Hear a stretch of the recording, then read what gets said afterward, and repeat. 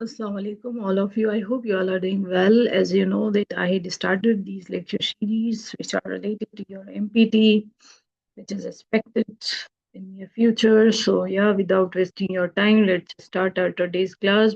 But yeah, if you are new in my channel, don't forget to hit the like button and subscribe my channel so that you people will never miss any lecture in ये one liner choose करने का basically मकसद ये है कि आपकी quickly revision हो जाए, क्योंकि वैसे हम लोग पढ़ेंगे तो क्या होगा कि हमारा टाइम बहुत ज़्यादा वेस्ट होगा मल्टीपल चॉइस क्वेश्चंस में। सो यस, ये जो आज का लेक्चर है वो रिलेटेड है एवरीडे साइंस से। कल हमने इस्लामियात किया था, उससे पहले जनरल नॉलेज किया था। तो आज हम लोग ये कर लेते हैं, स्टार्ट करते हैं लेक्चर को। राइट, सो प्रीवियस लेक्चर्स में मैंने ये सारी कवर करवा दिए थे आपको।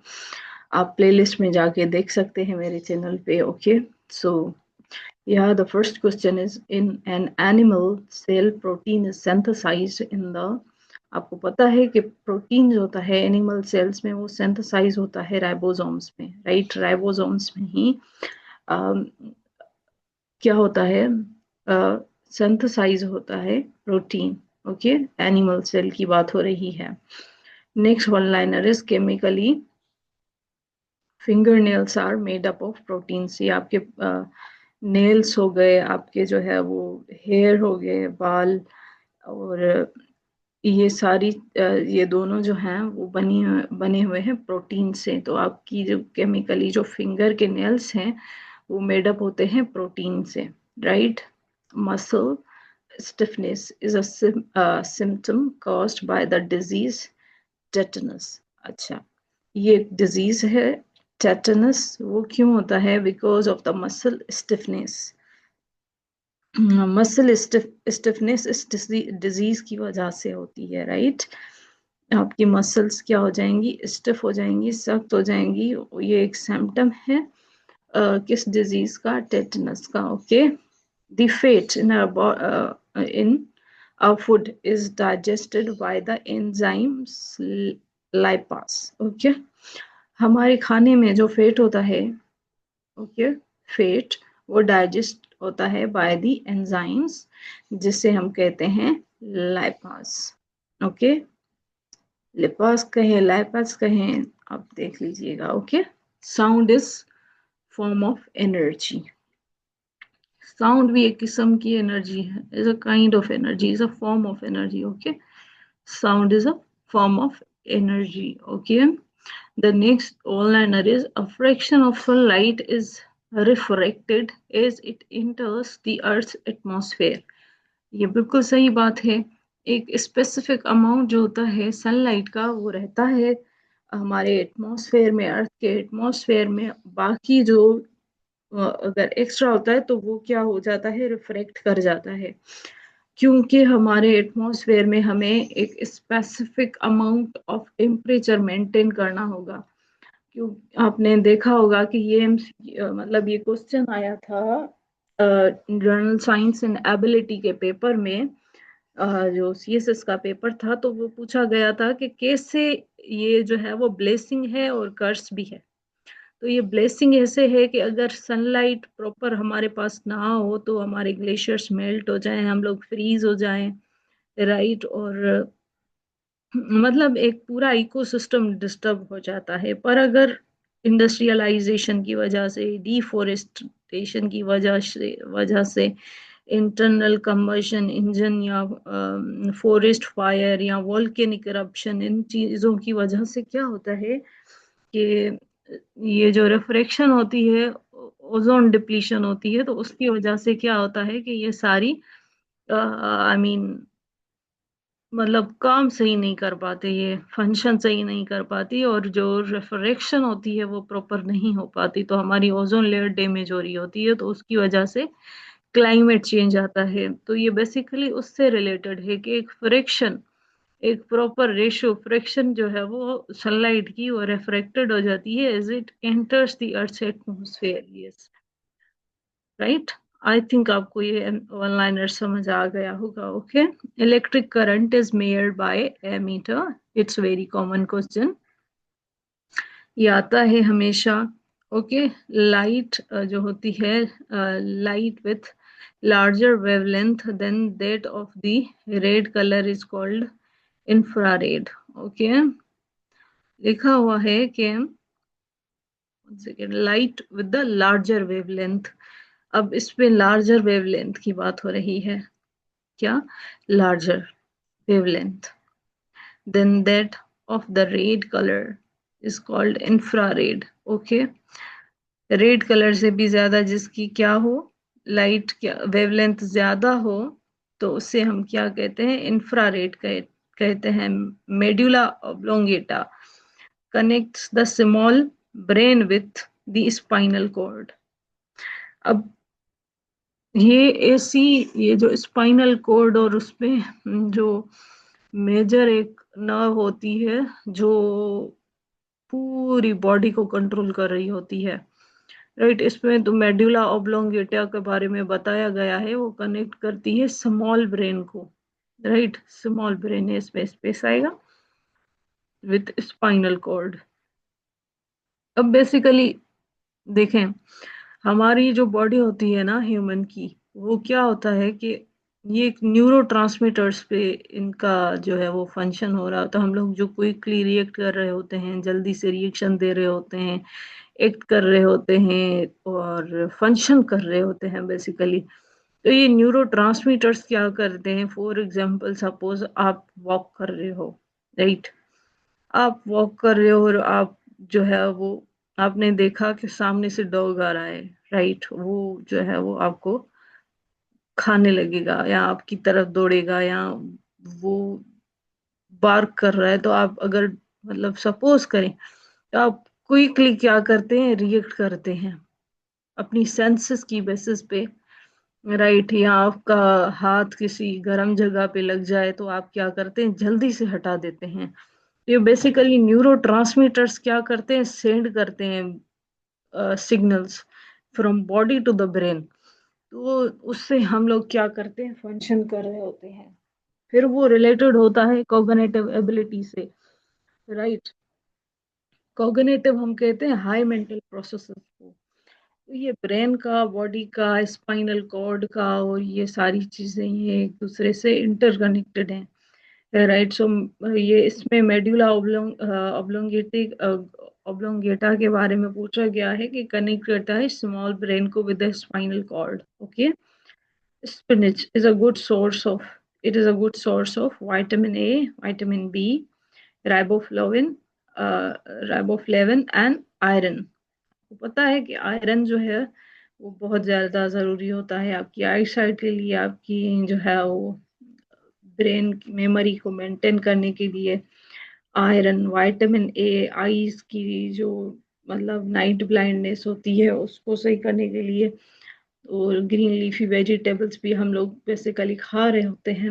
और स्पिनच क्या होता है? एक अच्छा सोर्स होता है vitamin A, B2, riboflavin and iron. Okay. Spinach. Okay. अब हम लोग नेक्स्ट क्वेश्चन की तरफ आते हैं. Femur is a bone of leg. एक एक होता है टिबिया, दूसरा होता है फेब्यूला, और ये है फीमर. फीमर जो होती है वो भी जो है वो लेग की जो बड़ी, बेसिकली ये बॉडी की बड़ी जो लेग मतलब बोन होती है ना, उसे फीमर कहते हैं. अगर टिबिया या फेब्यूला पूछा जाए सपोज करें, तो ये आपके जो पैर के ऊपर जो है ना दो हड्डियां, मतलब लेग लेग की, राइट. तो उससे हम कहते हैं, एक को टिबिया कहते हैं, दूसरे को फेब्यूला कहते हैं. पर ये उससे ऊपर जो हड्डी आती है जो बॉडी की बड़ी बोन है, उससे हम कहते हैं फीमर. ओके. अब हम लोग नेक्स्ट वन लाइनर की तरफ आते हैं. Excessive burning of the fossil fuels causes acid rain. अब फॉसल फ्यूल्स क्या होते हैं कि जैसे फॉर एग्जांपल सपोज करें कि जो जितने भी लोग सपोज करें, फॉर एग्जांपल इंसान हो, जानवर हो, वो देखें साइकिल होती है, कोई मर जाता है, कोई जिंदा होता है, राइट। तो कोई सपोज करें किसी की डेथ हो जाती है तो वो जमीन में ही जाता है, तो जमीन की लेयर्स बनती जाती हैं, लेयर पे लेयर बनेगी, लेयर पे लेयर बनेगी, लेयर पे लेयर बनेगी। जैसे हम लोग पढ़ते हैं ना, वॉल्केनिक इरप्शन होती है, जब जब वॉल्केनिक इरप्शन हो गई तो उससे क्या होगा कि भाई लावा बनेगा, लावा बनने के बाद एक्सट्रूसिव और इंट्रूसिव रॉक्स बनते हैं। तो एक्सट्रूसिव रॉक्स से क्या होता है कि जो है वो इग्नियस रॉक्स बनते हैं। इग्नियस रॉक्स जब सेडिमेंट्स की फॉर्म में आते हैं, क्योंकि उन पे एटमॉस्फेयर का इम्पेक्ट पड़ता है, तो वो सेडिमेंट्स में बन जाते हैं। सेडिमेंट्स की जो है वो लेयर बनती जाती हैं, मेटामॉर्फिक रॉक बनते जाते हैं। मेटामॉर्फिक रॉक पे एक लेयर आती है, फिर दूसरी, फिर तीसरी, फिर वो जैसे उन पे प्रेशर और जो है वो एग्जर्ट होता है और टेम्परेचर एग्जर्ट होता है, तो फिर वो एक जो है वो मैग्मा से जाके मिलती है, फिर वही प्रोसेस रिपीट होता है। तो वैसे ही ये देखें, फॉसल फ्यूल्स का भी वही प्रोसेस, ये फॉसल फ्यूल्स ही होते हैं बेसिकली, लेयर्स पे लेयर्स बनना, लेयर्स पे लेयर्स बनना। तो ये इनका अगर फॉसल फ्यूल्स की बर्निंग हो तो वो क्या करता है, कॉज करता है एसिड रेन। और कॉजेज वही सेम होते हैं, जैसे फॉरेस्ट फायर हो गया, या आप कहेंगे वोल्केनिक इरप्शन हो गई, या ह्यूमन एक्टिविटी हो गई, या डिफरेंट चीजें आ गई ना, तो इनके सॉल्यूशंस भी होते हैं डिफरेंट। तो बेसिकली मैं आपका अभी टाइम नहीं लूंगी, आई थिंक आई एम, मैं बहुत ज्यादा डीप में जा रही हूँ, तो इतना डीप में अभी मैंने आपको नहीं पढ़ाना। प्लेनेट मार्स जो है हैज 2 मून्स। मार्स के जो होते हैं वो, मार्स की बात हो रही है, तो मार्स के 2 मून्स होते हैं। वीनस का पूछा जाए तो morning star, evening star, right. Venus के बारे में कहते हैं कि ब्राइटेस्ट स्टार, ओके। जुपिटर के बारे में कहते हैं कि सबसे बड़ा है। सैटर्न के बारे में कहते हैं कि ये रिंग प्लेनेट है। अर्थ के बारे में कहते हैं ब्लू वाटरी प्लेनेट है, राइट। तो मर्क्यूरी के बारे में कहते हैं कि ये जो है वो फास्टेस्ट मूविंग प्लेनेट है, राइट। तो ये सारे एमसीक्यूज जो हैं वो आप थोड़ा सा माइंड में रख लें प्लेनेट से related. Bauxite is an ore of aluminium, ये क्वेश्चन पहले भी मैंने देखा है, मतलब तो ये रिपीटेड है। तो bauxite is an ore of aluminium, okay. Mica is the biggest star in the universe. Mica is a non conductor, मैंने ये पढ़ लिया, sorry. Mica is a non conductor of electricity. Mica जो होती है वो क्या होता है, नॉन कंडक्टर होता है इलेक्ट्रिसिटी का। Mica is a non conductor of electricity. Sun is the biggest star in the universe. देखिए, हर चीज की ना यूनिट ऑफ मेयर होता है हर चीज का। अगर हम लोग यूनिवर्स की बात करें ना, सपोज करें पूरी कायनात की बात करें, तो उसमें क्या होता है कि उसका यूनिट ऑफ मेयर जो होता है वो गैलेक्सी होता है। अब पता नहीं कितनी हजारों गैलेक्सीज हैं, राइट। अब हम लोग जिस गैलेक्सी पे रहते हैं वो है मिल्की वे गैलेक्सी। मिल्की वे गैलेक्सी के भी जो है वो हम लोग आयन इस वो ओरियन, जो एक इसका, एक आप कहें कि एरिया है, उसमें रहते हैं ओरियन में, राइट। अब उसमें भी पता नहीं कितने सोलर सिस्टम्स हैं, राइट। हम लोग एक सोलर सिस्टम में रहते हैं, अब उसमें है ये एमसीक्यूज। बेसिकली हमारा सन जो है ना, sun is the biggest star in the universe. Universe में पूरा जो बिगेस्ट स्टार होता है ना, वो क्या होता है, वो सन होता है, sun, okay. Next one liner की बात करते हैं। The capacity to do the work is called energy. अगर एनर्जी होगी, कैपेसिटी होगी, तो आप काम करेंगे, ओके, वरना नहीं होगी तो आप बैठ जाएंगे। वैसे ही, the capacity to do the work is called energy, okay. Energy possessed by the body डाई, ये होगा due to its position, is called potential energy, okay. It is due energy जो पजेस करती है human body due to its position. अगर आप मतलब move करते हैं, एक पोजीशन होती है ना आपकी, किस पोजीशन में जो है वो एनर्जी लग रही है, तो उससे कहते हैं हम लोग potential energy, right. One liner is nucleus usually lies in the center of an animal cell. Animal cell जो होता है, एनिमल सेल की बात हो रही है, तो उसमें न्यूक्लियस जो होता है वो कहाँ पे होता है, सेंटर में होता है, okay. It is in centre of the animal cell, okay. Calcium and phosphorus are the essential elements of the bones. Bones जो होती हैं वो बनती हैं किन दो एलिमेंट्स के साथ, बेसिकली एक होता है कैल्शियम, ओके, दूसरा होता है phosphorus. These are the essential elements of bones, okay।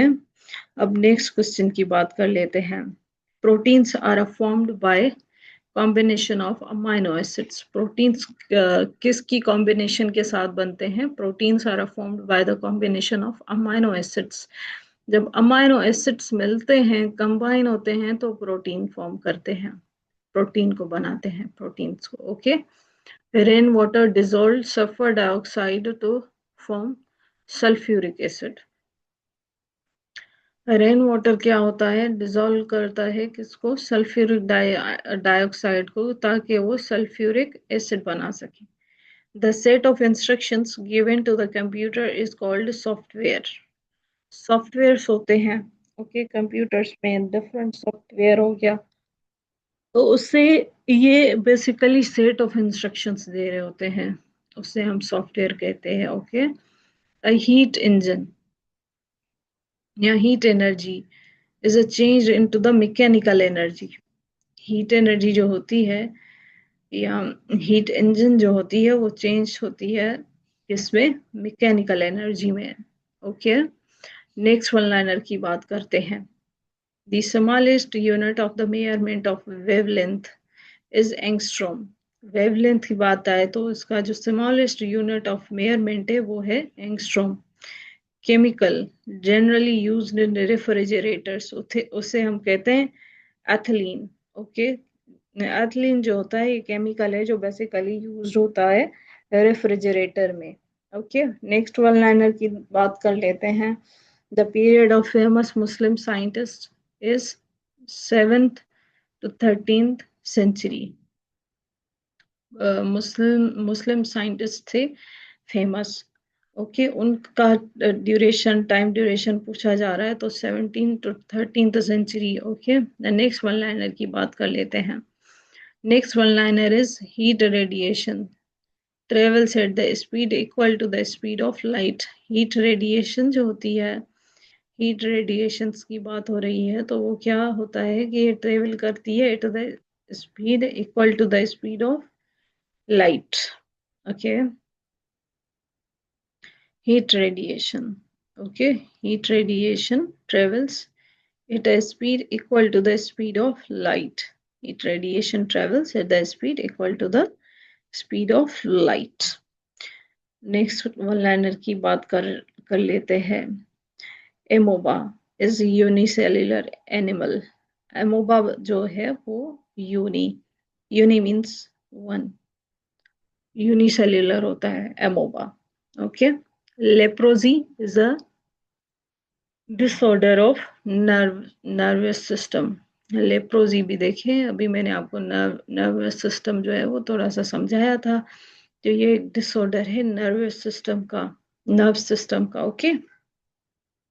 So I think it's enough for today. अगर आप मेरे चैनल पे नए हैं, न्यू हैं, और अगर आपको मेरा कंटेंट अच्छा लगा या आपको कुछ भी सीखने को मिला, तो please don't forget to hit the like button and subscribe my channel, क्योंकि ये मुझे मोटिवेटेड रखता है, ओके।